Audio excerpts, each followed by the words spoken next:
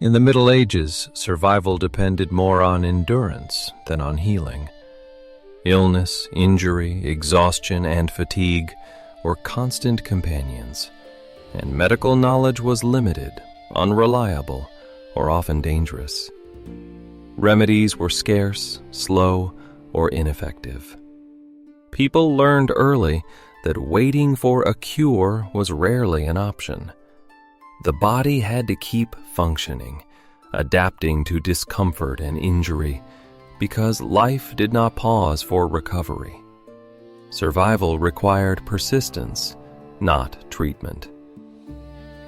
From childhood, individuals observed the necessity of enduring hardship.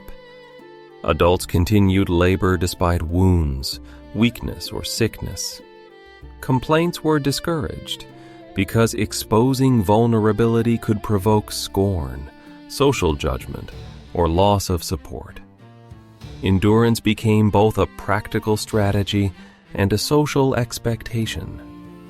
The ability to tolerate pain and persist through adversity was more valuable than the hope of healing, which might never come.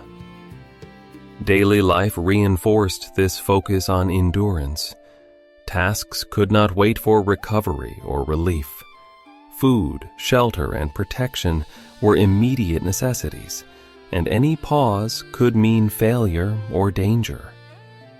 People developed skills to manage their bodies and limit the impact of injury or fatigue. They learned to conserve energy, to redirect effort, and to endure discomfort silently.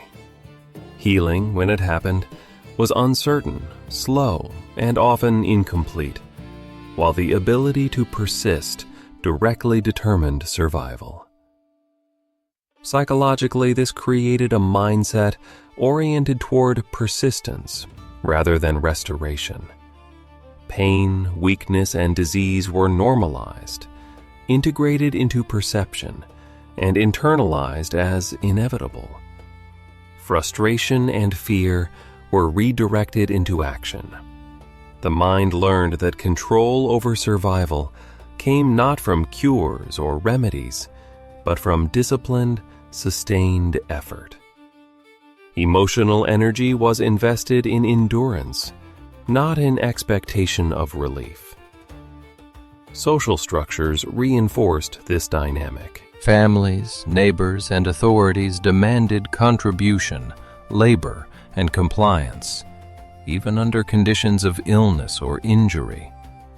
Individuals who could not endure risked exclusion, loss of resources, or dependence without protection. Assistance existed, but it was limited and often contingent on reciprocity or necessity. Endurance became a measure of value and competence, shaping identity, status, and relationships. Over time, this logic became deeply ingrained. People evaluated each other less by health or comfort than by ability to tolerate hardship and continue functioning. Suffering was not only expected, but also a standard by which reliability and strength were judged. Pain and limitation were integrated into the rhythm of daily life.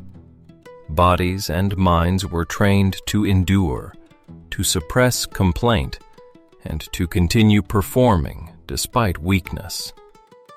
The culture of endurance produced individuals skilled at adaptation, vigilant over their own limits, and capable of navigating constant hardship. Survival was not about reversing injury or illness. It was about moving through life in a body that would always be tested.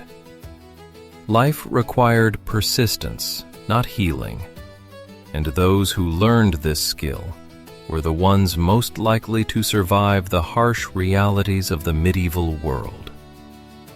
As endurance became central to survival, it shaped both individual behavior and the structure of communities. People learned to manage not only their bodies, but their expectations. Illness, injury, and fatigue were constants, and waiting for recovery was often impossible. Every decision was filtered through the lens of persistence. Work, labor, and social obligations could not pause for weakness, so the body and mind adapted to perform despite pain and limitation. This focus on endurance also influenced social dynamics. Reliability, strength, and resilience were more highly valued than health or comfort. Those who could continue contributing despite illness or injury maintained status, protection, and access to scarce resources. Those who could not were marginalized, dependent, or abandoned. Endurance became a form of social currency, a requirement for inclusion and survival within the community. Psychologically, living in a world dominated by constant hardship trained individuals to anticipate suffering. Pain was not a signal to act or to rest, it was a baseline, a condition to be managed silently. Emotional energy was directed into coping, adaptation, and cautious action. Complaint, protest, or dependence could be dangerous, so restraint became habitual. The mind learned to endure discomfort without hope of relief, internalizing resilience as both a necessity and a skill. Even in family life, endurance governed relationships. Children were expected to tolerate labor, illness, and discomfort. Adults reinforced this through example and expectation. Weakness could threaten the household's survival, and visible incapacity risked social and economic consequences. The ability to endure was cultivated from a young age, becoming part of identity and moral character. Communities reinforced endurance as a central value through both custom and observation. Public behavior was scrutinized. Those who complained or sought care unnecessarily were marked as unreliable or weak. Survival depended on quiet management of one's body, on performing duties despite limitation, and on projecting strength even in the face of suffering. The culture itself was structured to reward persistence over restoration.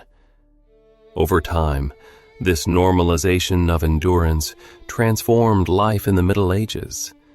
Bodies were trained to tolerate pain, minds were trained to manage expectation, and societies were organized around the ability to persevere. Healing was secondary, unreliable, and often unavailable, but endurance provided immediate, practical results. Those who mastered it navigated scarcity, labor, and danger more effectively than those who relied on remedies or rest.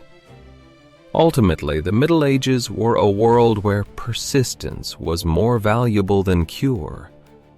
Survival required the integration of body and mind into a continuous practice of endurance. Life demanded movement, effort, and resilience despite injury, sickness, or fatigue. Healing was uncertain. Endurance was reliable. It was a skill, a strategy, and a necessity, shaping individuals, families, and communities alike. To endure was not only to survive, it was the defining principle of existence.